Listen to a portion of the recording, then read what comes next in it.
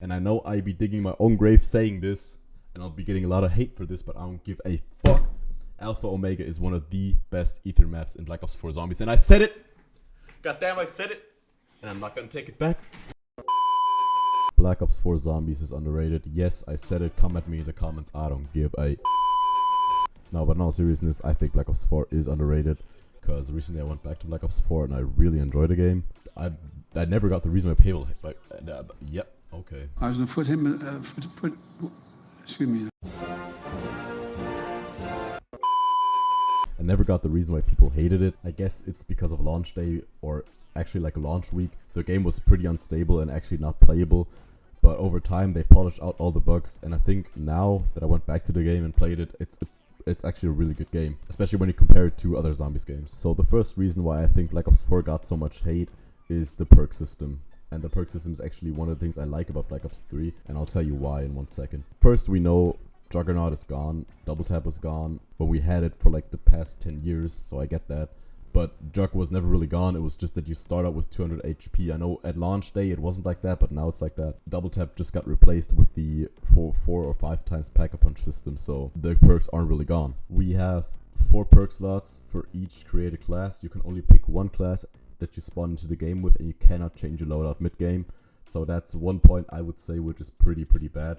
So you have to be sure that you pick the right perks before you spawn into the game, otherwise you will have 4 perks that are absolutely shit. However, there is a counter method to this, which I have been using, and I've been using it since launch day basically, because I think it's the best way to go about Black Ops 4 and the perk system. Just assign Secret Sauce to each of your slots. Secret Sauce is a random perk, so each time that you go up to the machine or statue and you buy a perk, you get a different one. This allows you to experiment with different perks within the game without you backing out of the game again and stuff like that. So this is the best way to go around that. Which brings us to our next point, which is the modifier perks. I really enjoyed the modifier perks, and I'm a fan of the modifier perks because it just adds so much more replay value, in my opinion, to try out different methods and different high-run strategies depending on what modifier you have, like what perk is in your modifier slot. And the stuff that you can do with the modifiers is really insane. Like, for example, if you pair Stamina up with Quick Revive in the modifier slot while you're recovering health, you get a speed boost. And with Stamina up, you already have a speed boost, so when you're recovering health and you're running and you have those 2 perks, you're literally Sonic the Hedgehog, bro. You're on the other side of the map in literally a second. And that's like stuff that you could experience around with, and that has no other Call of Duty has that except Black Ops 3. So next I would like to talk about the Elixir system and Talisman system. So let's just talk about the Talismans first, because they're pretty simple to understand.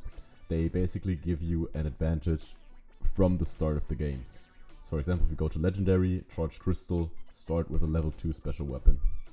Epic, we go in here, Grand Token of Superiority, start the match with an LMG. So these Talisman just give you an advantage from the beginning of the game to get set up quicker. Let's go to the Elixir system. So I feel like the Elixir system is better than the Gobblegum system, and it starts with the currency.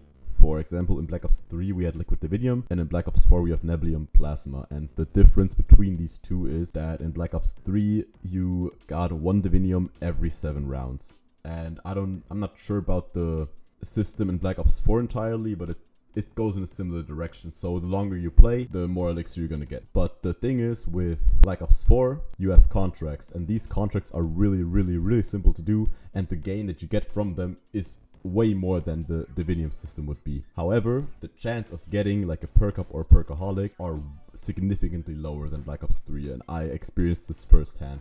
I remember when I played Black Ops 3, I usually got a perkaholic every 10 spins, or like every 30, I don't know.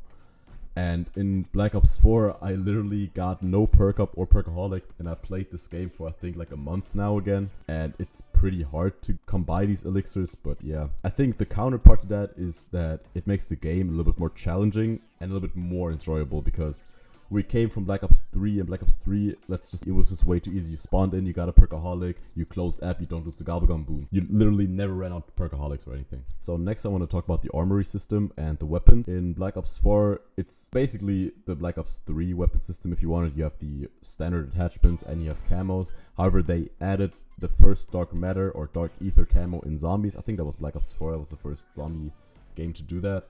And they added the operator mods for multiplayer, which I think is pretty cool. It lets you experiment around with different attachments and different weapons. And I also think, I may be wrong, I think maybe IW did that before, but this was the first game that you could actually spawn in with a different weapon than the M1911. So you have the choice between a submachine gun, a tactical rifle, 3 pistols, and a shotgun.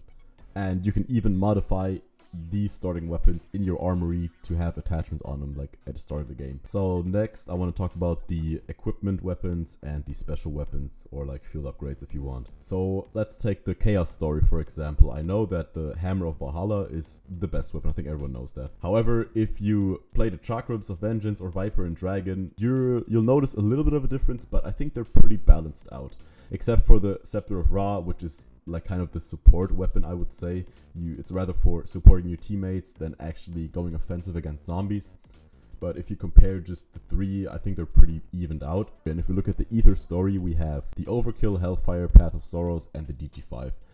Now here, I would go as far to say the same thing, except for the support weapon, which was the Scepter of Ra in the Chaos story. We don't have that here.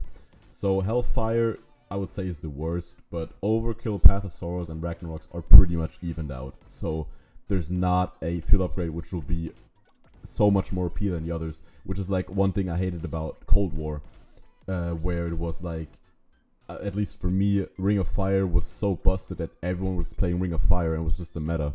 And if we go over to equipment, we have a Frag, Acid Bomb, Claymore, Wraithfire, and Sentry. I don't know about you guys, but I always played the Wraithfire, because that's just the best equipment. There's really no debate here. Wraithfire is the best equipment to use and run for your games. So next I want to talk about all the maps that Black Ops 4 has to offer and why I think that Black Ops 4 actually has some of the best maps in Zombies history. But I think the thing that we always forget is that Black Ops 4 started with Classified, Blood of the Dead, IX, and Voyage of Despair. So those were like 4 maps at launch day, which is pretty insane.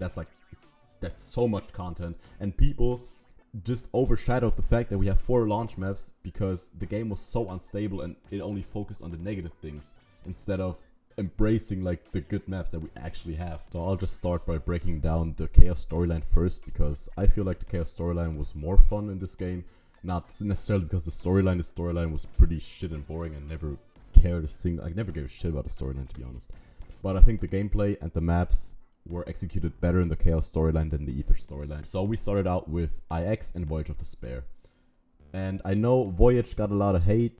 They teased this map, which was gonna be like the Titanic, and people got their hopes up so high and their expectations so high that it just couldn't be met by the developers. And the map itself, I think, was really, really good, but they just over-marketed it and got people's hopes up, and when it was Voyage of Despair that it is today, people were disappointed.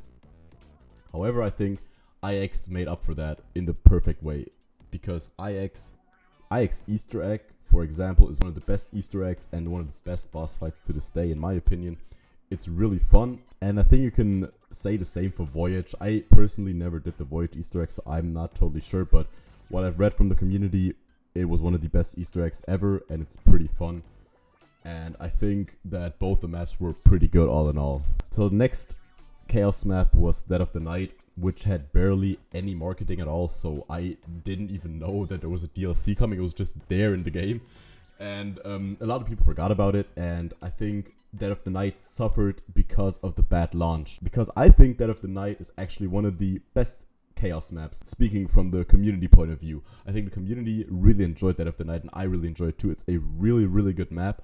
What I don't like about it is it's way too complex for like beginner players, and the buildables are so much, you are going insane when you try to build a wonder weapon, I'm telling you. But all in all, I think Dead of the Night was a really good map. They followed it up with Ancient Evil, and Ancient Evil to this day is one of my favorite maps. Just the scenery, like the Greek gods kind of theme, the wonder weapon sets, it's executed so good, and the scenery of the map is so good. It literally takes you back in time to these like Greek god times, you could say, I think. And also Ancient Evil has without a doubt the best wonder weapon sets to this day. Not because of the effectiveness the weapons deliver, but like the designs of the wonder weapons. We have 4 gauntlets, which are each assigned to a Greek god, and that's just, it just the sound of that is so amazing. The Ether storyline started out with Classified and Blood of the Dead, and I can for sure say that Classified is just one of the dumbest maps to ever be introduced. I don't know why they remade it. It was never fun for me. Blood of the Dead, on the other hand, though, I think is one of the best remakes you could do. It's one of the best remakes, and the Easter egg is the best Easter egg in Call of Duty history, hands down, my friend. Hands down, it's the best Easter egg. The storylines, the cutscenes, everything, and the ending with Richtofen. It's so good and executed perfectly that I would say Blood of the Dead is probably one of the best maps on Black Ops 4 when you come to the Ether storyline. However, and I know I be digging my own grave saying this, and I'll be getting a lot of hate for this, but I don't give a fuck. Alpha Omega is one of the best Ether maps in Black Ops 4 Zombies, and I said it! Goddamn, I said it! And I'm not gonna take it back. I'm not gonna take it back. So, let me explain why Alpha Omega is a good map. I actually do not know why I think it's such a good map. I just enjoy it. When I spawn in, I enjoy the Wonder Weapon sets, like the ray guns. That's my favorite part of the map. And I know why a lot of people hate it. It's because it's just Nuketown with like an added underground section and like a connector between spawn room and the actual Nuketown map. But I don't know, I'm just maybe entertained easily, but I think Alpha Omega is really, really fun, especially when you build all the Wonder Weapons. I suggest that you go back to Alpha Omega and give it another shot. So the last map on the Ether story was Tag der Toten. I would say Tag der Toten is pretty fun. It was, again, a remake of Call of the Dead, but I only now realized that every Ether map was a remake. Goddamn. I think Tag der Toten added the Wunder of a sniper kind of thing. That's pretty cool. The Tundra gun was shit, I guess. Yeah, I don't know. I can't say much about Tag der Toten. It was alright, I guess. But that wraps up my video on why Black Ops 4 is underrated in my opinion. It's still underrated to this day. I'm sure if half the Zombies community went back to Black Ops 4 and played the maps again, they would fucking enjoy it. I say that Black Ops 4 is probably my second or third favorite game of the Zombies community franchise thing. First, of course, Black Ops 3 will always be the best game. I don't think anything can come close to that, but I feel like Black Ops 4 got a lot of undeserved hate because I think they just tried to do so much, and it just wasn't enough, man. It wasn't enough. But I hope you enjoyed this video. Make sure to hop on my Discord, links in the description. Check out my last video on 7 reasons how to make zombies more enjoyable for you, and I'll see you in the next video.